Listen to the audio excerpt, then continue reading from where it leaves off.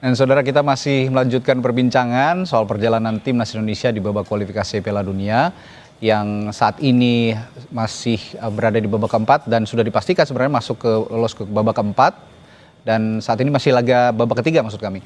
Yang saat ini sedang dijalani adalah laga melawan tuan rumah Jepang, dan informasi terakhir yang kami peroleh, kita di babak pertama setelah turun minum tertinggal 3-0 lewat 2 gol Daichi Kamada dan juga Takefusa Kubo. Kita akan berbincang kembali bersama analis sepak bola yang sudah hadir di studio, Bung Kesit Handoyo. Bung Kesit, selamat malam. Selamat malam, Mas Radi. Dan juga melalui sambungan Zoom ada mantan pemain timnas Isnan Ali. Selamat malam, Bung Isnan Ali. Selamat malam. Oke. Halo, Isnan. Ya, ini saya ke Bung Isnan langsung ya. Ya pasti Bung Isnan juga sudah menyimak lah ya babak pertama tadi, 45 menit babak pertama berjalan. Sepertinya memang barisan pertahanan kita belum mampu mengantisipasi serangan-serangan rapi yang sudah disusun oleh Jepang. Kalau saya lihat memang Jepang ini bentuk permainannya sudah terbentuk sejak awal, sedangkan kita masih sejak menit awal babak pertama mencari bentuk permainan. Ada catatan untuk lini belakang kita, Bung Isnan? Oke, Mas, memang Indonesia dipaksa defense ya, dipaksa bertahan oleh tim Jepang. Kenapa? Ya. Karena tim Jepang menguasai bola, menguasai ball position. Dan ketika membangun serangan, memang pemain Jepang selalu melakukan sirkulasi bola yang cepat dan sangat berbahaya. Baik itu dengan passing vertikal atau seluruhan pemain Jepang yang menggunakan lebar lapangan, dan bagaimana pemain-pemain Jepang menciptakan ruang untuk pemain-pemain yang lain. Ini yang membuat tim Indonesia sangat kesulitan untuk mengantisipasi serangan-serangan yang variatif yang dibangun oleh pemain-pemain Jepang. Ya, memang sangat variatif. Betul sekali apa yang dikatakan Bung Isnan. Kalau saya menyimak tadi 45 menit babak pertama, ada serangan yang dibangun dari sayap, ada serangan dari tengah, ada umpan silang, ada umpan terupas begitu. Ini yang terkadang juga menyulitkan barisan pertahanan kita untuk mengantisipasi serangan-serangan yang dibangun oleh Samurai Biru.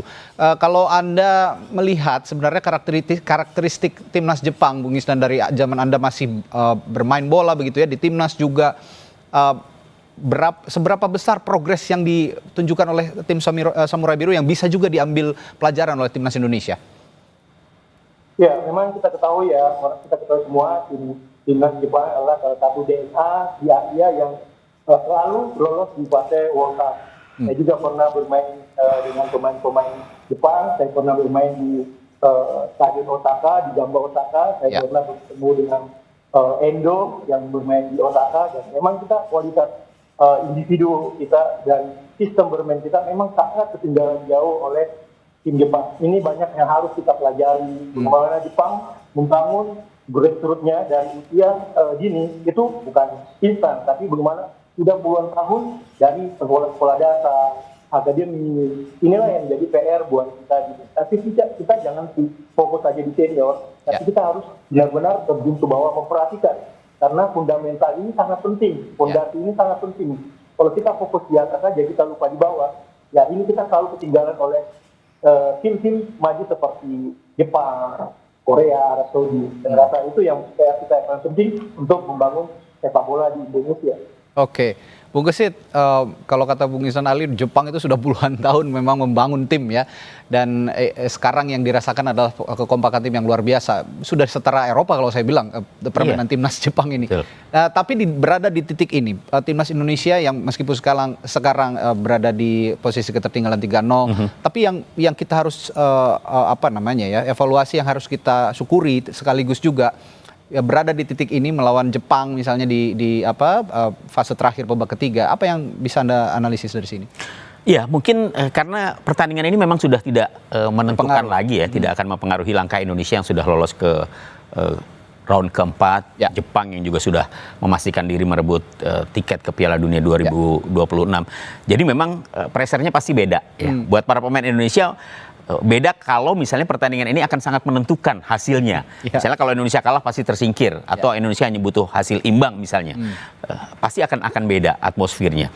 Tapi lagi-lagi bahwa Jepang adalah tim yang memang kualitasnya sudah kualitas Eropa ya. Mereka adalah langganan Piala Dunia, tim yang selalu tampil di Piala Dunia. Dan saya pikir kalau dalam situasi di mana Indonesia pada saat ini mendapatkan pressure yang begitu tinggi dari Jepang, ya saya pikir lumrah. Walaupun Jepang sudah lolos, tapi mereka ternyata tidak sedikit pun mengurangi tekanannya. Mereka tidak sedikit pun mengurangi performanya ketika menghadapi tim yang sebenarnya juga sudah tidak memiliki beban gitu ya. Tapi ya inilah Jepang gitu. Mereka menunjukkan bagaimana kerjasama tim itu berjalan dengan baik sekali. Kualitas pemain lapis kedua dengan lapis pertama sama baiknya. Sama gitu loh. Ini yang membuat Jepang kemudian sulit sekali untuk bisa ditaklukkan. Ya, jangankan Indonesia kalau dibilang ya, tim-tim Eropa juga ketar-ketir. Oh iya betul. Tim-tim Eropa juga pada saat ini saya kira kalau menghadapi Jepang mereka juga tidak kemudian berani memandang remeh ya. Pasti mereka juga menganggap bahwa Jepang adalah tim yang tangguh. Ya. Kita bahas lini per lini kalau begitu tadi di 45 menit babak pertama. Saya lihat sebenarnya tadi kan Yacob Sayuri dan Kevin Dix menjadi starter untuk kemudian Kevin Dix digantikan oleh Yacob Sayuri karena mengalami cedera tadi ya, dan Marcelino Ferdinand masuk menggantikan Yacob Sayuri juga, namun berbeda posisi, Beckham ke kanan sepertinya, Marcelino ada di kiri. Ya. Apa yang ingin ditunjukkan oleh Kluivert dengan masuknya dua pemain ini? Saya pikir mencoba untuk memanfaatkan ketika bola sudah di tengah ya. Kemudian bagaimana kita tahu bahwa Marcelino punya kemampuan individu yang bagus. Dia berani pegang bola. Sama seperti Beckham Putra ya, debutan yang pertama kali tampil pada saat menghadapi China, tapi dia juga sudah memperlihatkan kemampuannya, rasa percaya dirinya juga muncul. Saya pikir ini sepertinya akan coba dilakukan oleh Patrick Kluivert. Tapi lagi-lagi bahwa untuk bisa melakukan build up, untuk bisa bagaimana Marcelino bisa lebih leluasa, Beckham bisa lebih luasa memainkan perannya, atau Yacob Sayuri misalnya, ya tentunya dari lini pertahanan harus build up-nya harus betul-betul tertata begitu ya. Tadi sepanjang babak pertama misalnya kita lihat build up yang coba dilakukan oleh para pemain Indonesia tidak berjalan dengan sempurna. Ketika berhasil melakukan clearance, mencoba untuk build up, itu kan bola langsung dibuang ke depan. Yang penting daerah pertahanan aman dulu gitu. Karena memang pressure yang dilakukan oleh pemain-pemain Jepang sangat luar biasa pressure sekali. Dan kecepatan berpikir kalau saya lihat. Mereka bermain dengan sangat cepat tanpa berpikir lama, bisa memberikan passing, bisa memberikan umpan. Sedangkan kita begitu memegang bola, ada beberapa detik gitu ya, untuk melihat pemain lawan. Sepertinya kaki pemain Jepang udah punya mata. Dan sepertinya tidak ada area kosong yang kemudian bisa dicoba untuk dimanfaatkan oleh para pemain Indonesia. Justru Jepang bermain begitu luasa ya, keterampilan individu para pemainnya. Kemudian bagaimana mereka juga melihat space yang kosong, yang kemudian dengan kemampuan individunya yang baik, mereka tuh selalu bisa untuk bisa melewati 2-3 pemain Indonesia ya. Jadi ya lagi-lagi dengan kemampuan para pemain Jepang, ya walaupun mereka hanya menurunkan kebanyakan pemain yang selama ini lebih banyak duduk di bangku cadangan, tapi pengalaman mereka bermain di klub-klub besar Eropa sangat luar biasa, seperti Kamada misalnya. Dia bermain untuk Crystal Palace. Ya. Tadi dia sudah menciptakan 2 gol. Jadi ketajamannya sudah sangat teruji ya, walaupun dia tidak disangka-sangka juga Endo dan Kubo malam hari ini jadi starter. Itu juga yang mungkin membuat pemain-pemain kita loh kok iya, artinya dua pemain senior Jepang dengan kapasitasnya yang sudah begitu baik ya, bermain di klub besar Eropa. Kubo di Real Sociedad, kemudian Endo bersama Liverpool gitu. Ya mereka begitu enjoy, begitu tenang gitu. Jadi kalaupun mereka mendapatkan pressing dari pemain-pemain Indonesia, begitu mudah untuk melepaskan diri. Saya tanya dari POV-nya seorang wingback kalau begitu ya. Bung Isna dulu kan posisi Anda sebagai wingback ya, Bung Isna Ali ya? Ya, nah kalau melihat posisi wingback kita, di kiri tadi kan ada Dean James, di kanan juga sebenarnya ada Kevin Dix yang digantikan Yacob, sekarang sepertinya posisinya coba diisi oleh Beckham Putra. Kalau menghadapi tim dengan pressure tinggi seperti Jepang tadi yang tidak memberikan kesempatan kita berpikir lebih dari 3 detik sepertinya, apa yang harus dilakukan pemain-pemain belakang kita menghadapi tim seperti ini? Ya, memang ya dalam situasi yang kita lihat tadi, pertemuan babak pertama, Jepang selalu menciptakan overload posisi. Artinya Jepang selalu membuat pergerakan atau menang jumlah di posisi unit, misalkan di kiri dan di kanan. Nah, inilah yang membuat tim kita kesulitan. Ya, satu-satunya ialah kita disiplin posisi, walaupun itu kita menjaga 2 pemain, berarti artinya kita masuk ke dalam dengan mengontrol dua pemain, dengan kita memanggil pemain yang lain untuk membantu menutupi atau menjaga pemain yang itu. Nah, inilah yang tadi beberapa kali kita kesulitan menjaga pemain Jepang, karena ketika pemain Jepang memegang bola 1 orang, itu bukan 1, 2, 3 orang, tapi banyak sekali pergerakan-pergerakan yang dilakukan pemain Jepang, yang itu yang membuat lini pertahanan kita sulit. Ya. Kecepatan berpikir para pemain Jepang, terutama di lini tengah dan juga lini depan, ini tidak memberikan kesempatan juga pemain belakang sepertinya untuk berkomunikasi agak intensif begitu ya, karena sangat cepat sekali serangan-serangan yang dibangun. Kalau komunikasi yang dibangun sejauh ini, meskipun dengan waktu yang sangat sempit untuk berpikir begitu, apa yang harus dibangun komunikasi di lini belakang, Bung Isnan? Ya, tentunya ya harus tingkatin lagi komunikasinya, bagaimana compact defense, bagaimana deep ke dalam dulu, walaupun kita jalan jumlah orang, tapi bagaimana kita benar-benar menjaga garis pertahanan kita, menjaga blok, jangan sampai pemain-pemain Jepang itu terlalu mudah memasuki box penalti kita. Dan ini adalah dipentingkan atau di cara berpikir yang cepat, yang mana mengontrol pertandingan, read the game, bagaimana kita membaca permainan, kapan kita pressure, kapan kita zona. Ya, ini harus dibangun dari semua pemain-pemain kita di belakang, terutama komando dari penjaga gawang itu di Emil, saya rasa. Banyak komunikasi pemain-pemain belakang kita. Oke, kalau bicara postur juga Bung Kesit, pemain-pemain kita kan juga tidak kalah ya. Jepang itu juga tidak banyak postur yang besar begitu, yang tidak tinggi begitu, tapi mereka memang punya kecepatan yang luar biasa.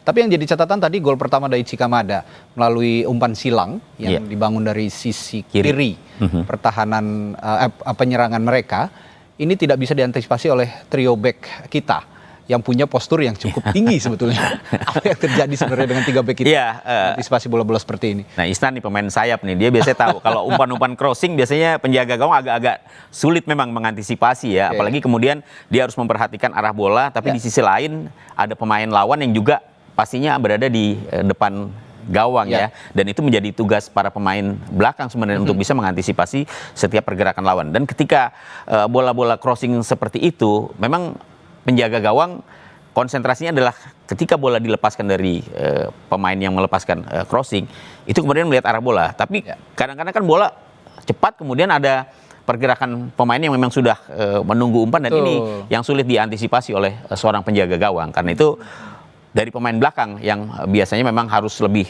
cermat mengantisipasi pergerakan dari pemain-pemain yang akan mendapatkan umpan tersebut. Oke, tadi saya lihat juga seperti kurang komunikasi antara Bang Jay kalau saya lihat dengan Justin Hubner yang sepertinya tidak mengawal pergerakan dari Kamada yang muncul dari belakang.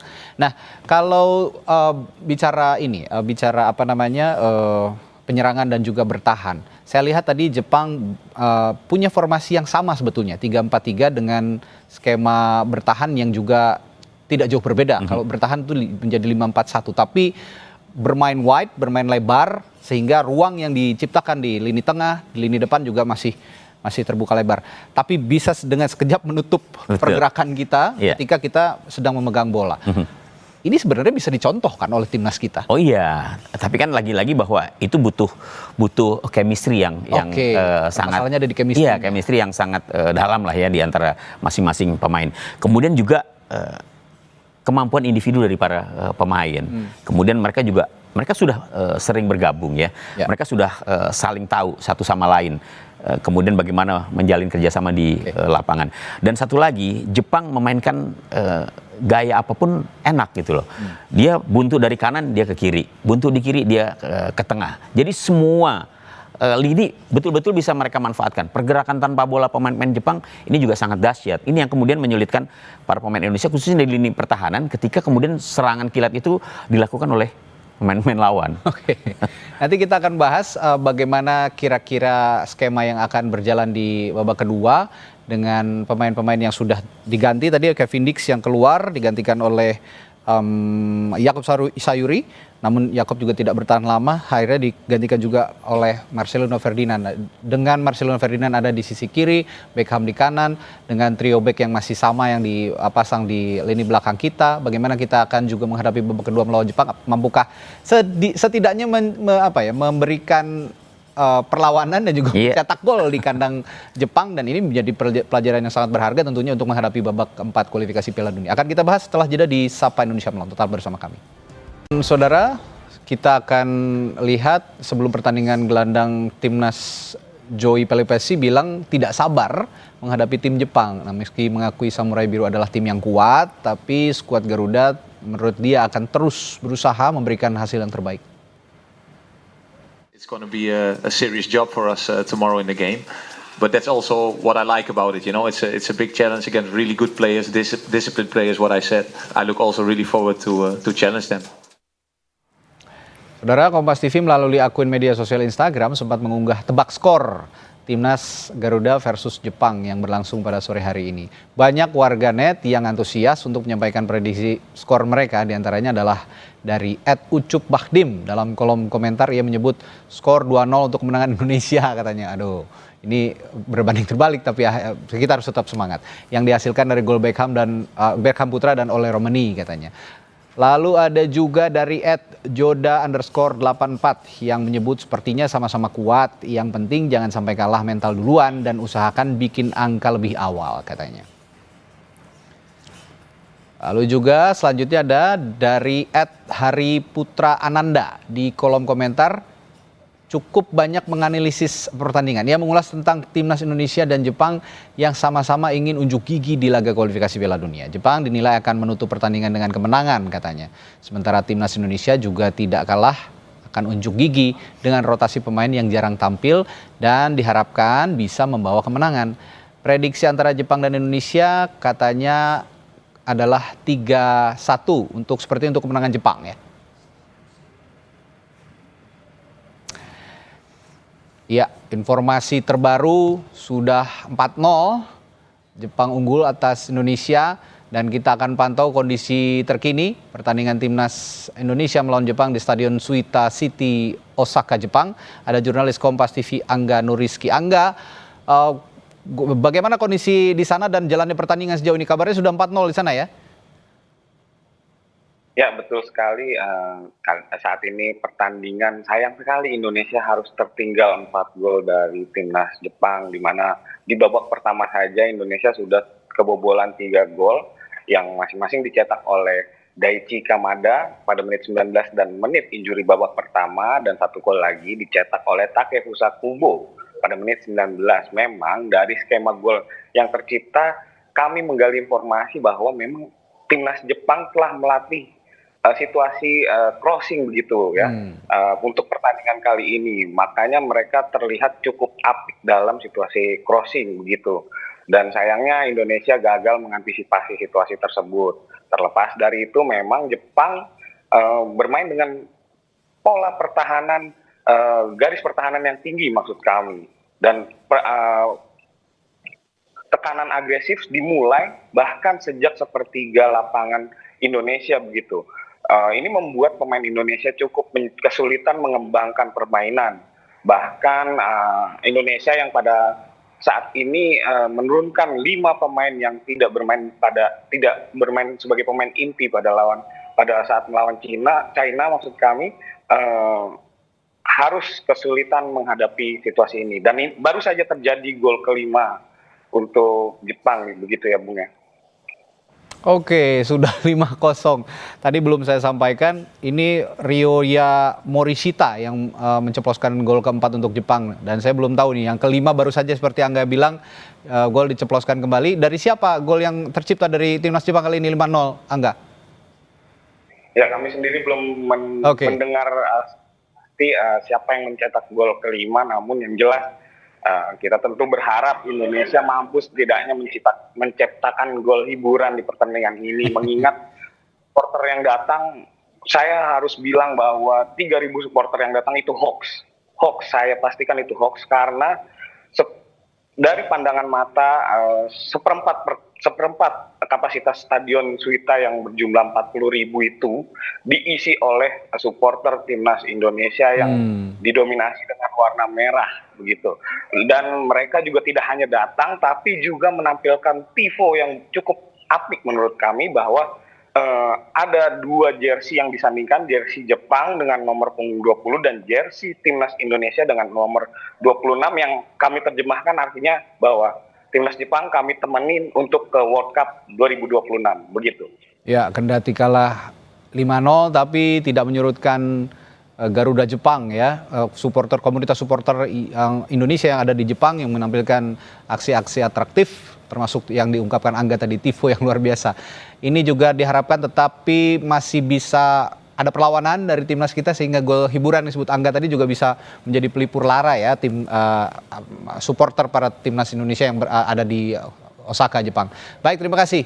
Angga melaporkan langsung dari Osaka, Jepang. Kami akan perbarui informasi dari Anda nanti kembali. Dan saudara, kami juga masih akan kembali sesaat lagi di Sapa Indonesia Malam, tentu saja masih dengan bahasan pertandingan laga terakhir di babak ketiga antara timnas Jepang melawan timnas Indonesia di Osaka. Tetaplah bersama kami. Lanjutkan perbincangan kembali bersama mantan pemain timnas Indonesia Isnan Ali dan juga analis sepak bola Bung Kesit Handoyo. Saya ke Bung Isnan lagi. Bung Isnan sudah 5-0 nih posisinya dan lagi-lagi sepertinya komunikasi di lini belakang yang kurang bisa diantisipasi tadi. Gol dari yang keempat dari Ryoya Morishita dan gol kelima dari Suto Machino. Kalau Ryoya Morishita tadi golnya akselerasi individu dan kalau tadi Suto Machino saya mendengar golnya ini ada kesalahan komunikasi di lini belakang yang mengira offside ternyata tidak begitu sehingga dengan bebas bisa berakselerasi di area pertahanan kita dan menceploskan gol. Bagaimana Anda melihat gol keempat dan kelima, Bung Isnan?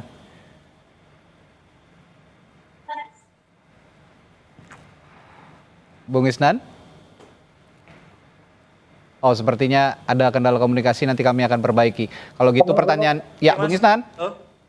Mas. Oke, bagaimana melihat gol keempat dan kelima? Kalau gol keempat tadi sepertinya saya dengar akselerasi individu. Nah, gol yang kelima sepertinya ada kesalahan komunikasi menyangka offside tapi ternyata tidak. Sehingga tadi pemain Jepang Suto Machino dengan bebas melakukan akselerasi dan menceploskan gol ke gawang Emil Audero di menit yang ke berapa tadi? Saya catat menit ke 58. Bagaimana Anda melihat gol keempat dan kelima ini, Bung Isnan?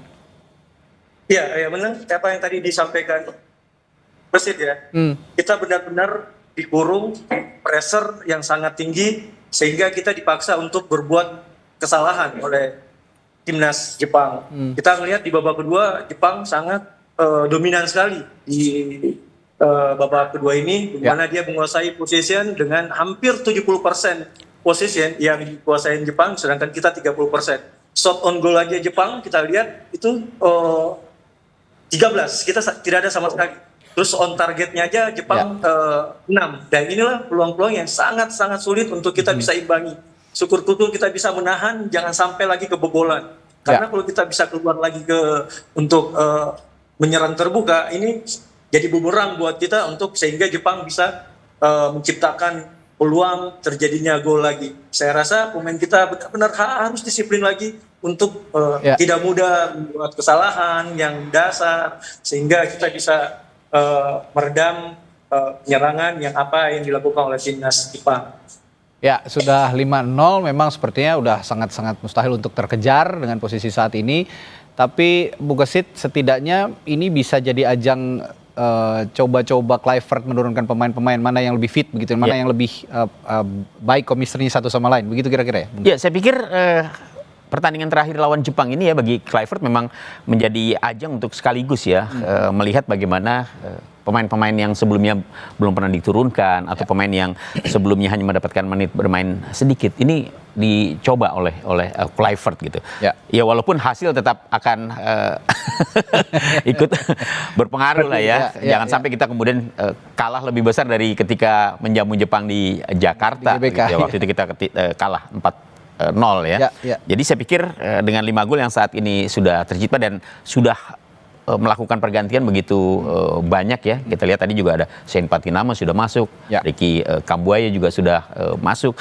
Jadi ya bagi Kluivert memang kesempatan untuk melihat, untuk melakukan rotasi bagaimana kemudian skuad yang dimilikinya ini mampu untuk bisa menghadapi tim sekelas Jepang. Saya pikir menit bermain juga sangat penting, pengalaman bertanding juga sangat penting. Ini sebagai modal untuk para pemain menghadapi round keempat. Walaupun masih September ya mainnya, tapi saya pikir pengalaman bertanding tetap menjadi sebuah kebutuhan yang harus diberikan kepada para pemain. Oke, satu nama lagi yang masuk ke menggantikan Joey Pelupesi adalah Stefano Lillipali. Ini dicoba juga sepertinya masuk oleh Kluivert. Vano yang sudah tidak lagi muda sepertinya usianya, sudah 35 tahun, dan ada Shane Patinama. Dua nama ini apa yang bisa diharapkan dengan gempuran-gempuran yang terus dilancarkan Jepang? Kalau kita lihat Shane Patinama pemain yang termasuk jarang diturunkan. Betul. Ya. Terakhir ketika Indonesia kalah menghadapi China. Waktu itu kalah 1-2. Dan ada blunder dari dia juga. Ada blunder dari dia juga. Kemudian Stefano Lillipali kemarin menghadapi China mendapatkan panggilan untuk pertama kalinya di bawah asuhan Patrick Kluivert dan tampil di babak kedua ya. Juga. Ya bagi kedua pemain saya pikir ya lagi-lagi mendapatkan menit bermain. Tapi dalam situasi seperti ini saya pikir sangat sulit ya untuk bisa berharap banyak kepada mereka begitu. Kalau Kluivert di awal ketika akan menghadapi Jepang dari line up-nya saja juga kan tadi kembali ada kejutan gitu ya. Kita pikir mereka akan atau Kluivert akan menurunkan formasi terbaiknya, tapi ternyata masih jadi dari awal juga kelihatan coba-coba gitu. Beckham lah misalnya. Ya. Diturunkan sebagai starter. Saya pikir ini sebuah kejutan gitu dan sebuah keberanian ya. Tapi ya mungkin karena pertandingan ini lagi-lagi sudah tidak begitu menentukan, jadi ajang bagi Kluivert dan tim kepelatihannya untuk mungkin melihat satu persatu, mencoba untuk menerapkan formasi yang berbeda, kemudian juga skema bermain yang mungkin berbeda begitu. Dan ya pelajaran berharga di sini tentunya akan diperoleh. Oke. Yang dipersiapkan oleh Kluivert, Alex Pastoor dan juga Dani Lansat, kira-kira Bung Isnan untuk menghadapi babak keempat pertandingan yang akan menentukan kita bisa lolos langsung nanti di babak keempat atau harus menempuh lagi ke babak kelima. Ada lawan-lawan yang juga sudah kita kira-kira bisa hadapi begitu ya, nanti ada Oman, ada Qatar, ada Irak begitu ya. Dari calon-calon lawan kita ini kalau menurut Bung Isnan, Anda punya preferensi sebenarnya kita lebih baik lawan siapa gitu, meskipun ya sama-sama tim Timur Tengah nih Bung Isnan. Kalau saya memilih mungkin lawannya ketemu sama Oman ya, karena mungkin kalau saya lihat Oman ya nggak kualitasnya nggak terlalu jauh sama kita, mungkin juga kalau dilihat dari materi permainan materi pemain kita mungkin sekarang kita di atas Oman, beda sama Iran atau Qatar yang kemarin tuan rumah Piala Dunia, Iran yang benar-benar punyai tim yang memang juga salah satu yang sering ikut di final World Cup. Tentu tim pelatih Patrick Kluivert harus mempersiapkan timnya, bagaimana ini menjadi pelajaran ketika melawan Jepang, bagaimana memperbaiki sistem-sistem permainan dari defender, middle force dan attacking ya yang harus benar-benar dibangun chemistry-nya, bagaimana bisa meredam pemain, karena Jepang sama timnya nanti kita lawan di ronde 4 ya tim-tim Timur Tengah pasti gaya bermainnya beda. Jadi betul. Inilah mungkin disiapkan nanti oleh tim analis yang mungkin Coach Vector bisa memberikan informasinya ke Patrick Kluivert bagaimana membangun tim ini agar lebih baik lagi untuk menghadapi timnas Oman, Qatar atau Iran. Ya, ini calon-calon tim yang akan dihadapi dari Timur Tengah sepertinya begitu. Dan yang tidak kita lupa juga, Bung Ihsan dan Bung Kesit, meskipun timnas kita belum seutuhnya terbentuk begitu, tapi kita punya supporter yang luar biasa dan seringkali juga menjadi penentu, pelecut semangat buat pemain-pemain timnas. Nah, ini dukungan supporter Indonesia yang terus bergema ini meskipun pertandingan berlangsung jauh dari tanah air di Osaka, Jepang, supporter timnas Garuda bahkan sudah tiba di Stadion Suita sejak siang hari. Kami punya liputannya untuk Anda berikut ini.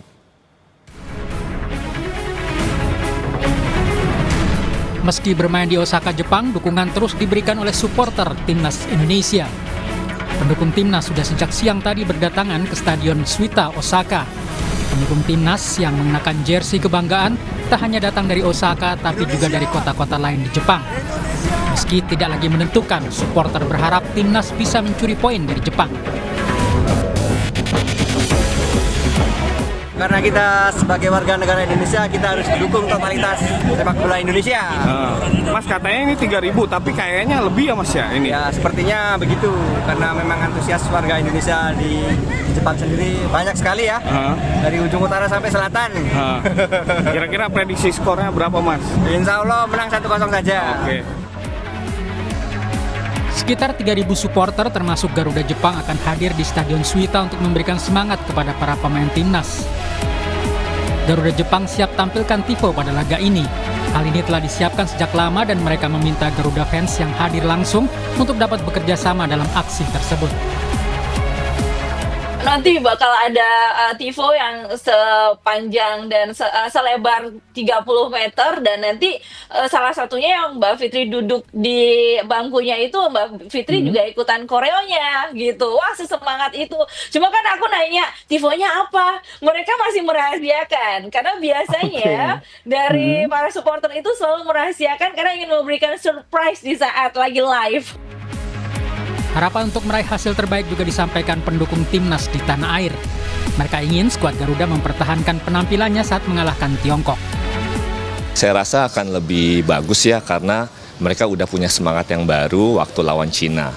Dan pastinya mereka nggak mau kalah nih lawan Jepang, apalagi main di GBK kemarin kan kalah kan ya. Nah, mereka akan membuktikan dan akan mengeluarkan semua pemain-pemain yang bagus untuk melawan Jepang. Seru ya, karena Indonesia harus nyerang gitu untuk dapat poin, paling enggak untuk peringkat bukan untuk lolosnya. Kalau lolos sudah pasti lolos dan itu saya prediksi 1-0. Kalau kita melawan Jepang ya, kalau saya sih 50-50 ya. Nah, ya minimal kalau misalnya kita bisa golin ya 1-0 aja cukup. Kemenangan atas Jepang akan menjadi torehan manis di pertandingan terakhir grup C bagi timnas.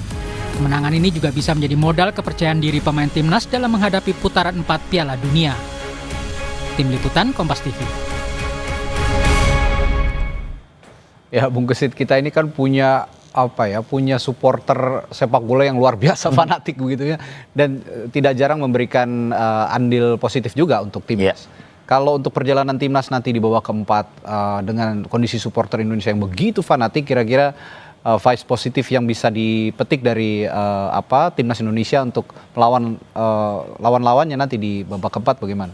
Iya, yang jelas kalau kita lihat antusiasme supporter Indonesia ya, ketika Indonesia tampil lebih bagus dibandingkan dengan periode-periode sebelumnya, kita mampu lolos ke round ketiga, kemudian sekarang memastikan diri ke round keempat, dan kita lihat bagaimana supporter Indonesia ketika Indonesia main di kandang sendiri, itu namanya GBK udah sangat luar biasa ya, dipenuhi oleh supporter-supporter Indonesia. Dan nanti di round keempat pastinya ya, karena pertandingan dilakukan tidak di Jakarta, di Indonesia ya, ya pasti ada aja penonton atau supporter Indonesia yang hadir ke stadion seperti yang kita saksikan di Osaka pada saat ini, pada saat di Bahrain pun juga, di Saudi Arabia juga, di China juga ya. Jadi di mana-mana ada sebenarnya supporter Indonesia, dan fanatisme mereka begitu terlecut ketika melihat tim nasionalnya berlaga.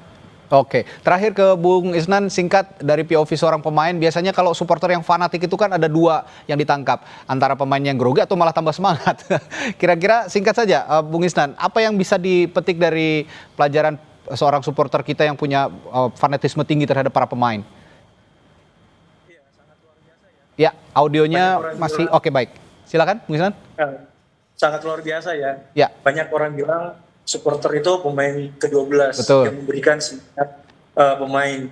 Kita tahu supporter Indonesia sangat fanatik sekali. Saya kemarin juga nonton di GBK, malam takbiran Lebaran, itu stadion GBK full sekali, antusiasme yang luar biasa. Yang dibilang tadi sama Bung Gesit, di mana-mana selalu ada supporter Indonesia. Dan ini adalah hal yang positif menurut saya untuk pemain. Harusnya bisa membakar semangatnya, berjuang di lapangan. Karena tanpa supporter juga, dukungan supporter, kita juga pasti serasa ada yang kurang nih. Saya rasa ini modal yang bagus buat timnas Indonesia, apalagi di era sekarang, timnas Indonesia sekarang itu sangat membanggakan, bisa didukung semua lapisan masyarakat, bisa diterima, karena inilah satu-satunya kebanggaan kita, bagaimana tinggal sekarang federasi bisa memberikan prestasi lagi yang lebih baik. Ini saya rasa sekarang ini sudah lebih daripada cukup, bisa ditingkatkan lagi agar animo masyarakat bisa lebih sangat mencintai timnas Indonesia. Baik. Ya, informasi terbaru yang saya dapatkan sudah 6-0 sekarang skor yang dicetak oleh Jepang, Dan mudah-mudahan kekalahan besar malam hari ini melawan Jepang di Osaka bisa jadi pelajaran berharga, pelajaran besar untuk menghadapi babak selanjutnya, babak keempat, menghadapi tim-tim Timur Tengah yang saat ini sudah ditetapkan, nanti juga bermain juga di luar Indonesia. Semoga bisa jadi pelajaran berharga. Terima kasih Bung Kesit dan juga Bung Isnan sudah bergabung di Sapa Indonesia Malam. Sampai jumpa lagi, selamat malam. Ya, selamat malam, Isnan.